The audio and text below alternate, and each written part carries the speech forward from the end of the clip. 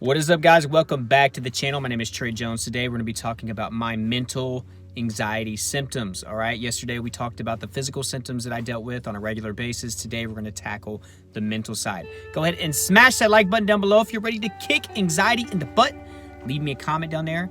Today's question of the day is, how old were you when your major anxiety problem started? I'm not necessarily talking about just being a little slightly anxious or maybe prone to being an anxious person. I'm talking about when crap hit the fan. How old were you? I'm very curious to know this because I find that most people seem to have their first panic attacks or their first issues with anxiety symptoms as an early adult, anywhere from like 18 to like 22, 23 years old. So let me know that down below. Tomorrow I'll be picking 2 people to give a shout out to. So that's a way to enter into that. Make sure that you're subscribed. Guys, I have 2 shout outs from yesterday's video. I want to give a huge thank you to Heather Jones and Michael Porter. They answered the question of the day yesterday, which was to provide what type of music that they listen to help them chill out from anxiety. So thank you for participating. It's a great way of being proactive, and tomorrow I'll have 2 more shout outs. So guys, I want to get right into this, guys.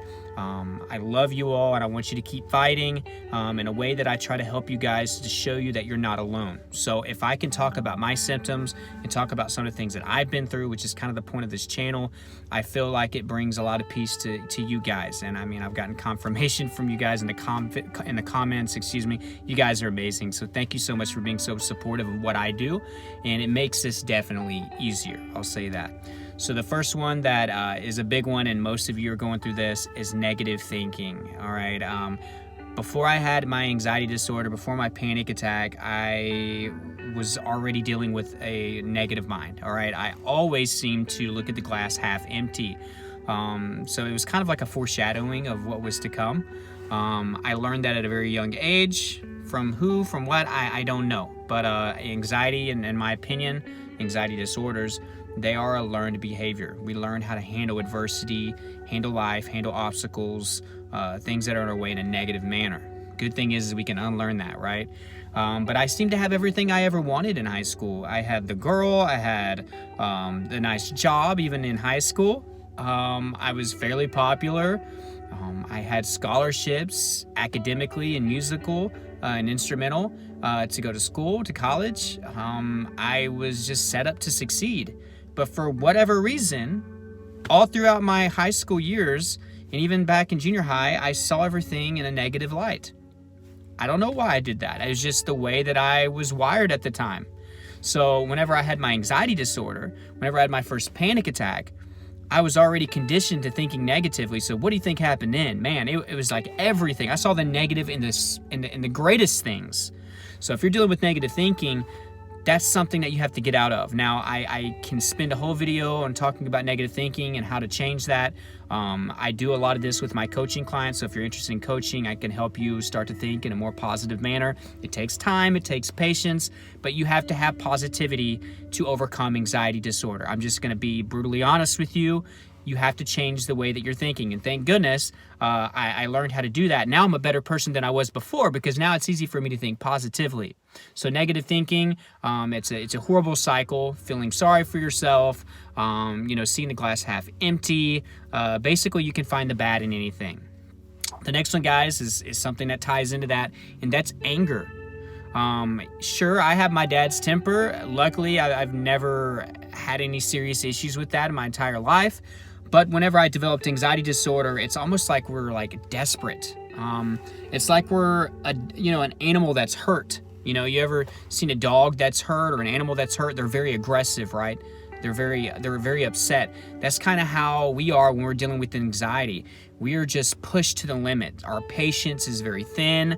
Some examples of some of this anger. Man, I was easily startled, and I was very jumpy when I dealt with anxiety. So if somebody slammed a door, honked a horn, you know that joke, people come up behind you and they try to spook you or scare you. Man, I would downright get angry. I'd be like, what are you doing? Stop. You know what I mean? Like, don't play like that. My nerves can't handle it. So I was very irritable, okay? I could throw that in there with anger. I wasn't happy. You know, I wasn't happy with my life. My subconscious wasn't happy. This isn't what I envisioned for myself. So I was very angry, and I wasn't doing anything proactively to change my environment. I wasn't working on positive thinking. So I just felt sorry for myself, and I started to show a lot of resentment, not only towards getting better, but just for this world in general. I felt so unlucky. I felt like I was targeted by the universe. And I projected my anger outwards. Me and my ex at the time, you know, we got into so many arguments, and I'm not the physically abusive type person. I never did anything like that. But I definitely said some things I wish I could have that I could take back. And, you know, time is gone on, and that's, you know, healed the situation. I'm a better person now. But going back and thinking about it, I said some things I really regret, you know, and I pushed people away. I wasn't a very nice person to other people. So anger was a huge issue for me whenever I was going through that. The next one, guys, is memory problems. All right. And these next couple, these are kind of things that happen with brain fog. It kind of comes in slowly with your anxiety, and it's one of the last things to leave. And it's so frustrating. It's actually what led me to my social anxiety. So memory problems was one of the big ones. I was having trouble remembering directions to simple places, even in my hometown. I had problems remembering like just instructions. Okay, do this a certain way. I suffered at my workplaces because of this, and it was hard for me to hold down a job because my memory was terrible. So I'm doing training, and I can't even pick up a simple training module or a process in my job. So memory was huge. I couldn't remember names. You know, I couldn't put names with faces. Of course, I like famous people and actors. I couldn't remember that. I couldn't remember the name of a movie that I had just seen the other day. So frustrating to the point where eventually I just kind of stopped talking to people to solve that one. You know, at least I thought that's what solved it. The next one, guys, is lack of focus and concentration. Hard for me to focus. My mind was always running 100 miles an hour. There were so many random thoughts popping up in my mind. It was hard for me to focus. I was always off task. Another reason it was hard for me to hold down a job. I'm sitting there supposed to be helping somebody or doing this or doing that, and all I can think about is I'm having a heart attack, I'm dying. Oh my God, what's my funeral going to be like? You know, and then the negative thinking and the anger, all of that going on at once, like somebody screaming in your brain. And it's pretty hard to focus whenever that's going on. The next one, guys, is a confusing one and a scary one. It's intrusive thoughts. These are the thoughts that just come out of nowhere, that blindside us. They make us feel like we're going crazy, we're going insane. Which, by the way, if you can question that, you're not going insane. The people that are actually insane and deal with psychosis and all of that, they really don't even have an idea that the process is actually happening. So the fact that you're consciously worried about this on a daily basis shows that you are thinking, you know, properly, okay? And you are sane. So, intrusive thoughts, these kind of come out of nowhere, right? And I'll be honest, they're very weird. And some of them can be like on the suicidal side. Like, what if I just swerve over here and hit this vehicle? Or if I swerve into the trees and hit that? It's kind of like your brain being curious to different scenarios. And of course, the more, you know, negative you are, the more you're dealing with anxiety, the more harsh the intrusive thoughts can be. They're downright weird, okay? So I wouldn't look too much into these. And I'll tell you this, the more that you try to fight these and resist them, the harder they come on. So let them flow through you. Understand that these intrusive thoughts that kind of just come out of nowhere, they are going to happen more frequently if you're dealing with anxiety. The next one, guys, is intense fear. Just straight up being fearful of just about everything. I'll throw impending doom into this. I did a video about that a while back. You experience this really whenever you have anxiety attacks and panic attacks like this, just feeling that something horrible is going to happen at all times. But I started developing fears about everything. Fear of flying, fear of heights. I loved roller coasters, loved doing things high up. Couldn't do that anymore. So the plane, I like to fly. I couldn't do that anymore. I didn't get on a plane during my anxiety. Some other issues that I dealt with. Fear of just anything new. Fear of starting a new job. Fear of meeting new people. All right? And what did this do? This brings me to my next one. It lowered my confidence. Felt like I couldn't do anything anymore. You know, and I really felt sorry for myself. Anything that seemed really slightly difficult or, you know, minutely difficult, I acted like I couldn't do it. I didn't even want to try. My confidence wasn't there. I didn't feel like I was going to get the job done. I didn't feel like I was going to be able to learn it.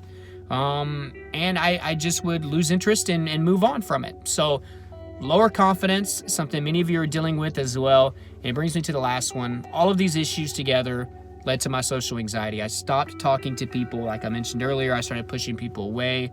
I really stopped living the more of the social butterfly type life that I had before.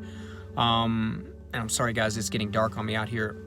But yeah, I started pushing people away. I was ashamed. I was embarrassed of my life. I wasn't happy with what was going on. I couldn't hold conversations. I would have brain farts whenever I was talking to people. Yeah, I felt alone. I felt isolated. I know many of you feel that way. I didn't really have anybody. I didn't really have any YouTubers. I didn't have anybody really to turn to. I had my mom. That's about it. And then the doctors who didn't really seem to understand me. So sometimes I think it's a miracle that I got out of this. But you guys have a lot of resources nowadays, support groups, YouTube channels. Make sure that you're getting help, okay? If you're going through this, make sure that you're getting help. And yes, I do offer coaching for anxiety. I would love to help you guys out. Just make sure that you email me, and then we can see if we can set that up. Yeah, I do charge for that. I mean, I have to be compensated for the lengthy amount of time that I have to give to try to help you effectively. But it is worth it. I have some amazing reviews. So if that's something you're interested in, be sure to hit me up. If you want to see a professional, which I do encourage, I encourage all my coaching clients to see a professional in addition. There is a link down below in the description as well for online therapy. So it's cheaper, it's more convenient, and than actual going and finding therapy. Sometimes you have limited options where you live. I live in a small town, so there's not many options here. And you could actually do it on your couch. I mean, you could do it on the phone like we're talking right here. You can do it on your laptop or tablet. So it's really, really simple and easy. And I think that they still do a free evaluation to get you started. So it's free to sign up. So that's down below. There are other resources down there, guys. Make sure that you are following the tips that I have down there. Those are no joke. Be sure to follow them. They do help. Patience is the key when it comes to overcoming anxiety. One of many keys, but patience is really the reason that people just keep having relapses and they go back and forth and get caught up in this vicious cycle and they never break it. Guys, my Instagram, my Twitter, my Snapchat, the Facebook group, all down below. Be sure to join those, please. I've been posting more on those, so you're going to get more material, more inspirational quotes and things like that, bonus material. So be sure to join those and subscribe if you haven't. Hit the bell so you get updates when I put my videos out. Guys, I hope you got value out of this video. You know, it was kind of a last minute kind of thing like most of my videos are, and I kind of was all over the place, but I wanted to make sure that I kept bringing you content daily, okay? I think it's important to keep you guys engaged, to keep you proactive, to keep giving you something, even if it just seems like I'm just sitting here kind of BS and talking to you. You can get something out of it, and that's the goal behind these videos. So I love you all. All right, if you got value, remember to like this video. And again, leave a comment down below. Answer today's question of the day, which is how old were you when you first started experiencing like major or severe anxiety? Okay, I love you guys, and I will talk to you tomorrow. Have a good night.